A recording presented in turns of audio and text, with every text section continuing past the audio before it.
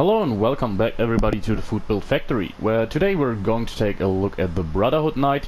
That's the super soldier you can see on screen right now. And as always, I'm going to show you some gameplay in the first part of the video, and in the latter half of the video we're going to take a closer look at the perks, the mutations, the equipment and everything you need to know about the character. So first thing we're going to say here is, what exactly is this character going to be about? Well, as you can see, we're going to utilize a laser weapon. And that's for a simple reason that laser weapons in this game, well, energy weapons in general, aren't exactly the best weapons in this game. They are like oddly bad, in fact. For the most part of the series, like in older games, energy weapons have always been more of endgame weaponry. And what I mean by this is they were usually very powerful. They tended to be very efficient in VATS, meaning that they did cost relatively few action points to fire. And furthermore, they have always been quite powerful. So everything changed a bit in Fallout 4, where the formula on how to penetrate armor changed for energy weapons. So overall, the math behind it are quite complicated, and I want to be honest here, I'm not completely convinced that I understood how it works.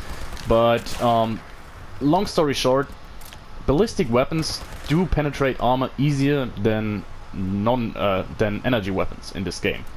So what that means is, like, if you're encountering low-level mobs, and ghouls, for example, aren't exactly armored very well, the weapons can be very efficient. Where you really see a problem is with super mutants and the like. So super mutants, scorch beasts and such, you really miss out on a lot of damage because you're not able to penetrate their armor very well. It's changed a bit, like I'm not exactly sure when these changes happened, but as far as I can recall, laser weapons tend to perform a little bit better nowadays than they did when the game launched. So I know that at some point Bethesda claimed they fixed the armor penetration for laser weapons. However, this wasn't really the case back in the time. It was like 1 year ago or something. Anyways though, a few weeks back I tried the weapons. It was after patch 22, and for some reason I feel like nowadays they do perform a bit better. Now, that being said, they're still pretty much worse than their ballistic counterparts in, well, pretty much any single way. Like, one thing that laser weapons are quite good at, they do tend to have relatively good range. That's something to consider. But they do tend to have less damage, less armor penetration. Well, fire rate is good, but not outstanding or anything. And last but not least, their ammo, while it's efficient to craft fusion cells, it's not like they're growing on trees or anything. So it's still, if you're maintaining your laser weapon as a main weapon, it's absolutely possible you run out of fusion cells. Mostly because you do have to farm copper in order to craft their weapons, their ammo. And copper is an ingredient that, while it isn't exactly rare in the game, there's not a lot of places where you can get lots of copper in one go. There's, as far as I can recall, not a single enemy that drops copper, and therefore, yeah, you need to find a way to get a sufficient supply of ammo. You can pretty easily buy fusion cells. They usually go for 1 cap each, but that being said, you're running through a lot of them. Now, how do we overcome the flaws of this weapon? Well, as you can see here, well, you haven't seen it, maybe you noticed it, we're using a medic's weapon. Now, what I'm going to do in this game, in this video, is I'm going to show off a weapon that has absolutely zero effects that boost its damage. So in terms of damage, this weapon here performs exactly like a completely non-legendary weapon. We're using a medic's laser rifle with VET's hit chance, and I think we do have 50 extra damage resistance while aiming, so it can only be better from here on. Like, if you have a version with faster fire rate or with better VET's crits, you can sufficiently boost the damage output. On the other hand, what you could do is you could invest into a Junkies or a Bloodied character. Bloodied I wouldn't really recommend in this case, simply because we're not a stealth character, so we are exposed to damage quite a bit. But what this weapon is good at, as you can see, we're using a fairly standard VET's Commando build. As you already saw and I told you, we're not utilizing VET's all that much. We're not utilizing stealth. I tried it. I wanted to make it work, and as long as you keep range and as long as you're outside, it's surprisingly easy to maintain stealth. However, it's simply not something you can pull off all of the time. So as soon as you, for example, run into West Tech or any interior for that case, or higher level ghouls, you get detected all the time, and I felt like therefore investing completely into non-stealth gameplay was the way to go here. What we're doing is we're using a combination of Vanguard's armor and the medic's effect to always keep our health high and therefore our armor resistance high. So overall we're taking relatively few damage while always topping up our armor, our health whenever we do a critical hit. And we completely get our benefits from VET's gameplay. As you can see, at range, we shouldn't really be that far away from enemies. There are some dead major gutsies. I was here on another character a few minutes back, but I figured they should have respawned. But anyways, as you can see here, as long as we can target the weak spots, as long as we have action points and can use VET's, we're doing relatively well. Well, we're burning through ammo, but yeah, as I said earlier, it's possible to get a big supply of fusion cells. Now, another big downside to energy weapons that I see pop up all of the time is their durability. Now, I wanted to show you the durability of our medic's weapon here. Here you can see it. The thing is, for some reason people tend to use the laser weapons with the beam splitter mod. It's something that the roots of this probably come from legacy weapons, which means explosive laser weapons, because they benefit from the explosive perk on every single projectile they shoot. So if you have a beam splitter, they can really dish out tons of damage. But on non-legacy laser weapons, this is not a good idea in my opinion. Like, first and foremost, the way durability is counted in this game is by every time you hit an enemy, your weapon loses durability. Which means if you're using shotguns, for example, or in this case the beam splitter on the energy weapon, you do significantly increase your condition damage. Furthermore, the beam splitter, well, as it says, it splits your beam into multiple projectiles, and each of them combined have the same damage than your regular shot would do. However, that means that every single shot has less damage and therefore penetrates armor even worse. So the way to go with laser weapons, in my opinion, is first and foremost, as you see in the video, make them automatic to give them a lot of DPS. And secondly, don't use the beam splitter. You have way better time. Like, I did show off something similar with the guerrilla build with an anti-armor laser rifle a while back, but as a automatic laser pistol. That performed very well, and I do carry the same weapon as a rifle on my character here, but I wanted to show off another weapon, so therefore this is how we're going here. Anyways, I was actually surprised how well I'm doing with this character. Now, the key points to focus on are actually having a lot of action points in order to use VATS all the time, and having a lot of action point refresh. Now we have two different perks that increase our action point refresh, meaning Action Boy as well as Lone Wanderer. Now this character could be a good support character if you're using because you're using the medic's effect. However, I feel like it's better suited not to be used as a support character, simply because the action point refresh from Lone Wanderer is quite beneficial to our cause here, and I just wanted to use the medic's effect in order to show off that the weapon can perform well without any damage enhancements. Now, arguably, therefore, a vampire's version would be better, or as I said, simply a version that boosts your damage overall. Like, for example, a Junkie's version or a Bloodied version. Anti-armor is nice, Furious would go well with this character, but, well, this is what we have, and the VATS hit chance is arguably nice. It's nice to have, but overall I'm very satisfied with the character. The apparel is quite pleasing, especially now since the arrival of the Brotherhood of Steel in Appalachia is not far. You might want to rock up with some apparel that fits the whole quest line. You want to be a Brotherhood character, and for the longest time I wanted to make a Brotherhood character but fell off because I didn't find a lot of ways to make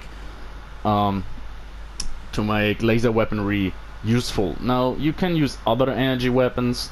For example, plasma weaponry performs quite a bit better than laser weapons, but I felt like that doesn't really fit the Brotherhood. Now, this early in the timeline, the Brotherhood did also always use ballistic weapons like assault rifles and such, but I always felt like if I want to do a Brotherhood character, I definitely want to use a laser weapon. It just fits the whole aesthetic better. And I'm actually very pleased that I now found a way that really works for me.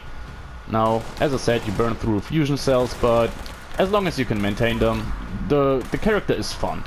Now, as I said early in the video, or ballistic weapons perform way better, and this is the same case with this build. Now, if you find the exact same weapon, but let's say a combat rifle with the exact same effects, you would do better. It's just the case, and it's something you have to live with in Fallout 76, that laser weapons don't have anything going for them. Now, back to the point I wanted to make earlier, which I completely forgot about now that I think about it. No.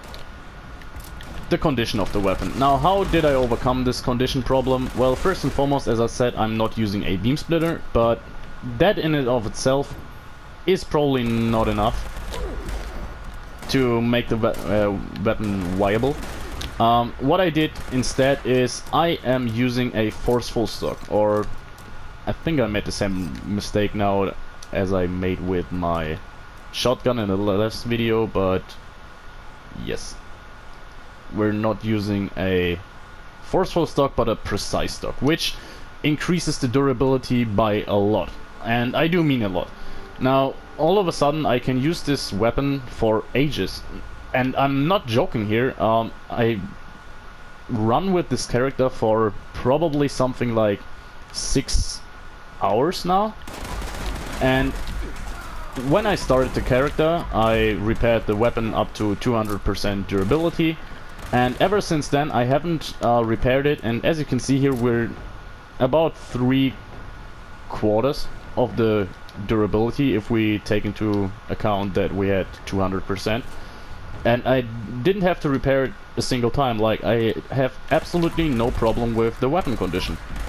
Also, as you can see, damage isn't a problem. You can afford not to kill enemies in 2 or 3 hits simply because we can always top up our health. It's surprisingly efficient, this character here.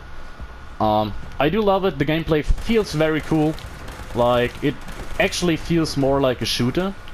Now, one thing we can show off here is that free aim is simply a bit less effective for the simple reason that yeah, we're not able to hit the head reliably. Now, that being said, I am not able to hit the head reliably. If you are, there's nothing to hold you back from using this weapon in free aim, but I'm terrible at aiming. Now, I play on console, so probably it's easier on PC, but yeah, that's just the way it goes. Now, something else I wanted to mention with this character is the versatility of it. Like, you can arguably do a lot with it. You are actually doing pretty well in daily ops. So there's nothing you really can't do in this game. The only thing, as always with my characters, well, you're not doing anything really great when you're rocking up at the Scorched Earth event, for example. Now, that's something to take into consideration. Your damage really falls off when you're fighting Scorch Beasts and such, which isn't a problem. Like, it just means that you're using more energy cells, fusion cells. The thing is, fights don't get harder. You just have to take a bit of distance to your characters, and you can just drag out fights without a problem, simply because you don't have to always pump yourself full of stimpaks. You do pop up your health by using Vets crits, which you're doing automatically as long as you fight. So therefore, even tougher fights with Scorch Beasts and such aren't a problem. The thing is just, it takes its time. Now, if you know me or seen other videos, my standpoint to this topic is that I was never really convinced it's even worth fighting enemies like the Sheep Squatch or Scorch Beasts, for the simple reason that they don't really reward you with anything noteworthy, in my opinion. Like, why should I go to the trouble to kill a Scorch Beast if I can easily avoid them, or Sheep Squatches, when in return for killing them I get like the same XP I get for 2 super mutants, which I can kill easily, or a bit of ballistic fiber, so it's just not worth it. There's nothing in this game that forces you to encounter these enemies or kill them. And as you can see, the second worst enemy you can face in this game, in my opinion, are high-level super mutants, and as you can see here, we can bring them down reliably with barely any problem. Now, as you can see here, if you're using a beam splitter, the weapon would be broken at this point, and we barely taken a hit to our condition.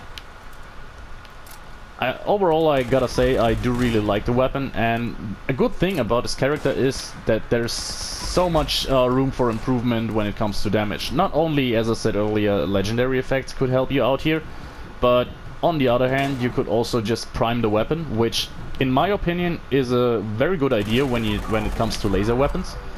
For 2 reasons. Now, first and foremost, your damage is increased by a lot. Now, this isn't always the case with prime ammo. There's weapons in this game that have barely any damage increase when you prime the weapon. Like, sometimes we're talking about 1 point of damage or something.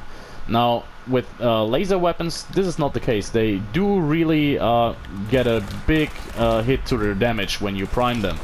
And the second thing, and arguably even more important thing, is that priming the weapon makes for really efficient ammo. Like, with all the ammo perks, we're talking about Ammo Factory, Super Duper, and Ammo Smith, you can, I think if I recall correctly, craft like 250 prime fusion cells in one go, which is a lot. Now, arguably, yes, you do need flux, which isn't exactly abundant, but I said this in another video, buying flux isn't as hard as you might think. Like, they tend to go for 100 to, at max I'd say 300 caps for each flux, and if you find them for 100 caps, that's 100 caps for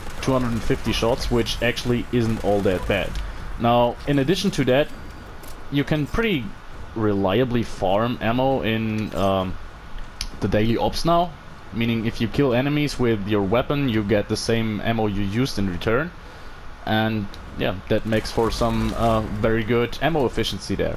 Now, I didn't want to do that on this occasion for the simple reason that I know that still, even though I say it's a good idea, some people just don't want to be relying on things like flux and such. So I really wanted to show off the damage potential of this build without any noticeable enhancements. Like, therefore, as I said, we're using a medic's weapon, and yeah. Now, the equipment is still a bit expensive because one thing we're using here is 3 powered heavy combat armor pieces. Now, a powered heavy combat armor piece with the Vanguard's effect can be costly. However, the Vanguard's effect just synergizes well with our medic's effect, but isn't necessary. You can use whatever effect you want on your armor here. The only thing you want is you want some powered pieces in order to get your AP back faster. This is the key to this character here. As you always want to use VETs with your weapon, a big pool of AP and a big AP refresh is important. Now, in terms of gameplay, that's going to be it for the character, and now we're going to take a look at our equipment, then the mutations, and after that we're going to take a look at our perks. Now, first and foremost, our apparel. We do have this here non-legendary Ultrasight, non-legendary Brotherhood of Steel combat armor leg, 1 chameleon piece, which we don't make use of. The key part here is these 3 pieces: Vanguard AP refresh, Vanguard AP refresh, and another Vanguard. Oh, with perception. So we do actually have only 2 pieces with AP refresh. I misremembered something here. But as you can see, it's not that bad. Like, you could easily put something together like this. It's not going to be a problem. And if you're having a full set of heavy combat armor, you can craft it with the Brotherhood of Steel mod. That should be everything you need. Like, ultralight mod would be beneficial, but yeah, we're topping our health up with this here weapon. I remembered it correctly actually earlier. It's medics with wets hit chance and faster and damage resistance while aiming. Now, damage resistance while aiming we probably never going to utilize simply because we're always in wets and therefore it doesn't count. But the extra wets hit chance is nice because we want to focus on weak spots. And yeah, as I said earlier, something better would probably be vampires, would be beneficial.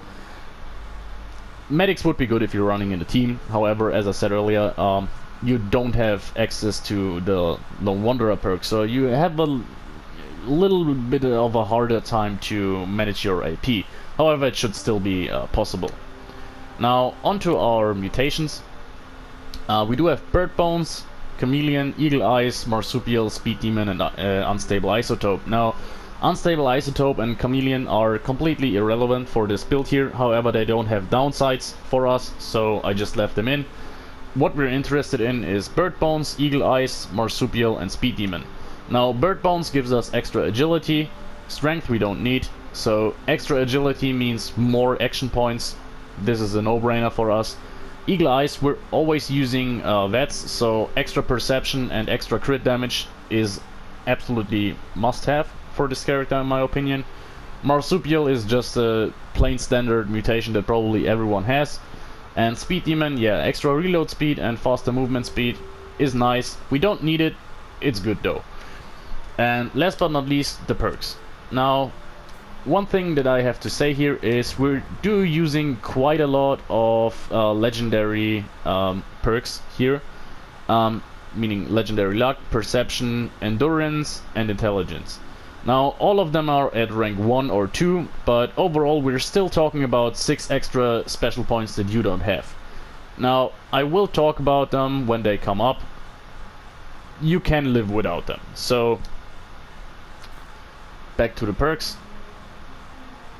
Strength at 5 with Traveling Pharmacy and Bandolier. Now, arguably, if you have access to the Chemist Backpack mod or the Grocer Backpack mod, you can just use the Chemist Backpack mod here in order to reduce your strength down to 2. It's not a problem because in all actuality we are at 1 strength anyways. Now you're only losing the ability to use the perk, however the the Chemist Backpack would completely negate that, and therefore rank 2 of strength would be enough for this character. And even that, we're just using Bandolier here because I carry a lot of other ammo, but if you just want to use this here character, you're only carrying energy ammo and therefore you don't need it. Now you can theoretically reduce strength down to 1 and have 0 impact on our character here. It's just for convenience. So with this alone you could make 4 of our 6 perk points irrelevant by just reducing your strength. Perception, this is the first stat that we're really using here. Commando, Tank Killer, Commando perks at rank 3, Tank Killer very important here, and rank 1 of Concentrated Fire to target specific limbs and most importantly weak spots. Endurance at rank 5. Now as I said earlier, we do have, now I forgot about it, but yeah, rank 1 of Legendary Endurance, so you might want to live without with only rank 1 of Fireproof, but rank 1 of Fireproof combined with the dense chest piece is still more than enough, so you could easily live with 4 Endurance here. Charisma, rank 4, Lone Wanderer, stock standard, always the same case. Now if you want to use this as a support character in a team, what you want to do is, in my opinion, use rank 3 of Tenderizer, which would even give you a nice little damage boost. Now if you need less shots to kill something, you need less AP, and therefore you can make up for the AP region. That would also leave you with only 3 points you need for Charisma, and therefore you have another point you can use somewhere where you don't have access to the legendary perks. Onto Intelligence.